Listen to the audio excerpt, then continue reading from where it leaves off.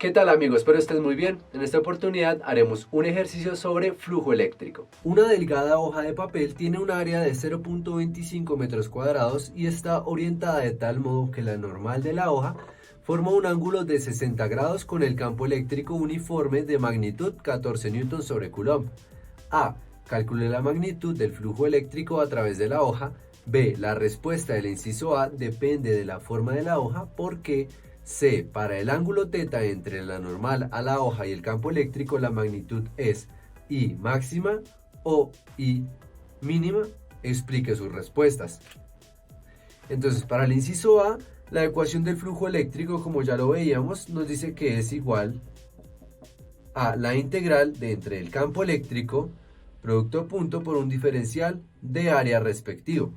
Entonces, primero vamos a analizar el ejercicio. Dice que es una hoja de papel. Entonces vamos a dibujar una hoja de papel que forma un ángulo de 60 grados con el campo eléctrico uniforme de magnitud 14 newtons. Imaginemos que el campo eléctrico viene de la siguiente manera. Por lo tanto, el ángulo que formaría entre estos dos sería este ángulo θ. Pues sabemos que este tiene un vector normal a la superficie y el ángulo sería este respectivamente, θ, sabiendo que θ es igual a 60 grados. Entonces, si tomamos un pedacito de la hoja, existiría un diferencial de área y ahí respectivamente va a existir un diferencial de campo eléctrico, teniendo entonces que, aplicando la ecuación, nos quedaría como el flujo eléctrico va a ser igual a, aplicando el producto punto, me quedaría la magnitud del campo eléctrico multiplicado por la magnitud del diferencial de área, sabemos que este es vector, multiplicado por el coseno del ángulo entre ellos dos, que es la definición de producto punto. Por lo tanto, esto nos quedaría que sería igual. Entonces, vemos que el campo eléctrico es constante, por lo tanto, uniformemente sale de la integral el coseno. Θ es de 60 grados, entonces es coseno de 60 grados y nos quedaría la integral del diferencial de la magnitud del diferencial de área.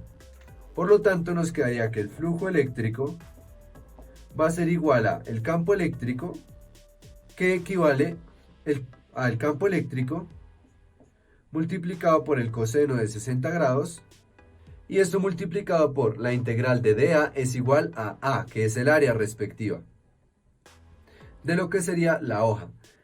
Simplemente aquí en este caso, haciendo uso de la calculadora, nos quedaría como el campo eléctrico, que sabemos que nos dan la magnitud, que es de 14 newtons sobre coulomb, multiplicado por el coseno de 60 grados, y eso multiplicado por el área, que también nos lo brindan, que es de 0.25 metros cuadrados.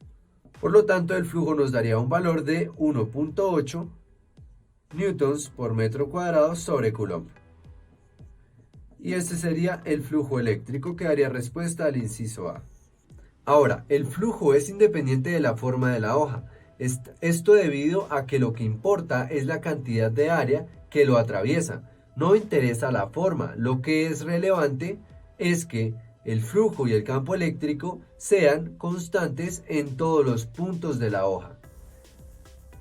Por lo tanto, si nos preguntan en este caso en el inciso B que si depende de la forma de la hoja, es falso, pues depende es del área respectiva, no de la forma. Para saber los máximos y los mínimos del flujo dependiendo del ángulo, debemos fijarnos en la función coseno de θ. Entonces, ¿por qué depende de coseno de θ? Porque cuando hacemos la integral respectiva y damos uso al producto punto, que se determina el ángulo entre los dos vectores, se hace máximo cuando el vector de diferencial de campo eléctrico es totalmente paralelo al vector de diferencial de área. Veamos, si tenemos que la hoja está posicionada de esta manera, teniendo un diferencial de área, con el campo eléctrico golpeando con este mismo vector, tendríamos el vector de campo eléctrico, que sería totalmente paralelo al diferencial de área. Entonces, para que el flujo eléctrico sea máxima, que sería el inciso I, el ángulo entre estos dos vectores tiene que ser 0, pues el coseno de 0 es 1. Y ahí obtendríamos lo que sería el flujo eléctrico máximo. Ahora, si nos dicen que en el inciso 2 Para que sea mínima, en ese caso, sucedería que la hoja tiene que estar totalmente acostada.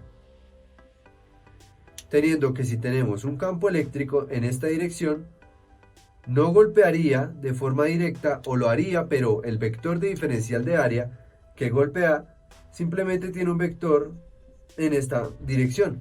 Por lo tanto, el campo eléctrico que va en esta dirección tendrían entre ellos un ángulo de 90 grados.